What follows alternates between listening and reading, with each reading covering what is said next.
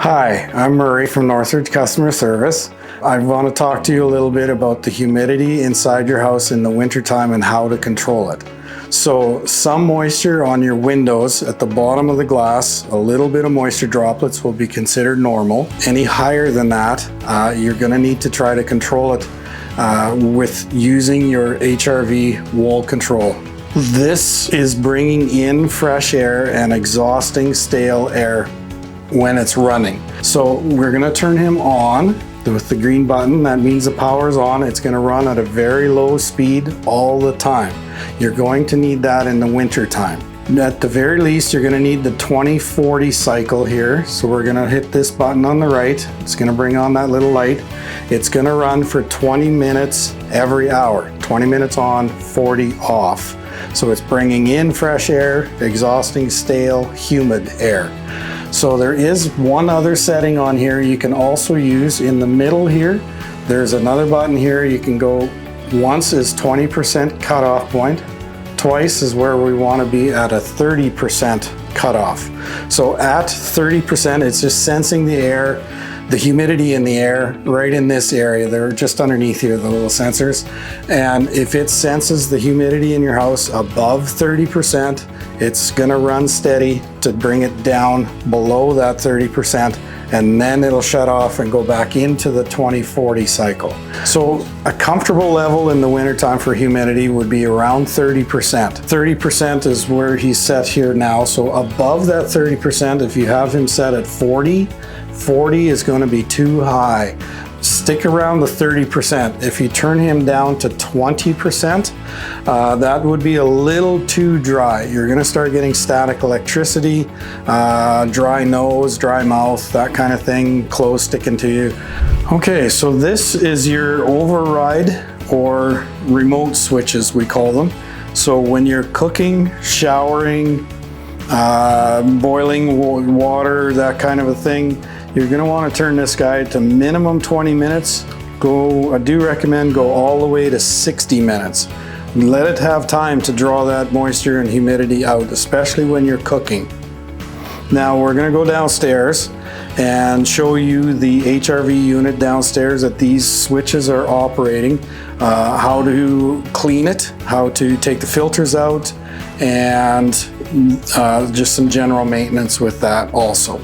So this is your HRV machine that's being controlled by the wall switch upstairs. It's downstairs in the basement, usually in the mechanical room right beside the furnace, somewhere between the water heater and the furnace. This is what's bringing in fresh air and exhausting stale air. Before you open the unit, you may want to unplug it, which is probably right there. That's this guy. Couple reasons for that. One, so you don't get blasted in the face when you're opening the lid. Two, you're doing a good thing by resetting the codes and resetting the computer inside here. So to get at it, to clean it, there's two suitcase style switches on the top. Pull the lid down. There's two filters inside of this particular brand. Take them out. Now these ones are real clean. Wash them in the kitchen sink. Don't vacuum them. Just brush the loose stuff off. Wash them in the sink with the sprayer. They come clean real easy. Set them aside. Let them drip dry.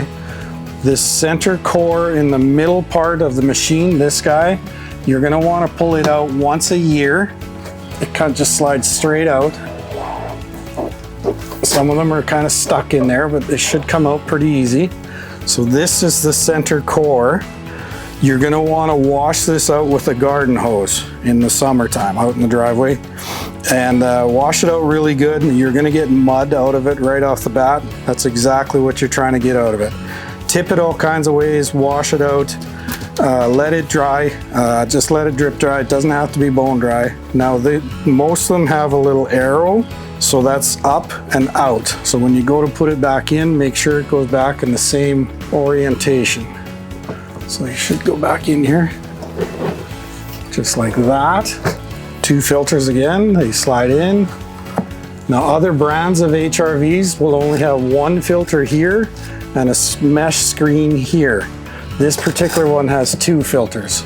So the other thing that you want to look at is this drain hose with the loop in it. There is supposed to be a loop in it. It's supposed to have water in it at all times. Now, it's not collecting water fast enough to flush it out, so the water sitting in there will get kind of gross after a little while. You may want to flush that out. Now, the easiest way to do that was when you're doing all your other maintenance, take a bottle of water or some kind of a jug or a pitcher of water and just pour it in here. And if you see how the loop should flush out better. So do that every time you open the lid or clean your filters, flush this guy out. Should be good to go. Now, putting them back together, there's these suitcase style latches on the top of this particular one. There's one here, one there, and that's it. Again, my name is Murray from Northridge Customer Care. I hope you learned some tips and tricks from this video, and stay tuned for some more.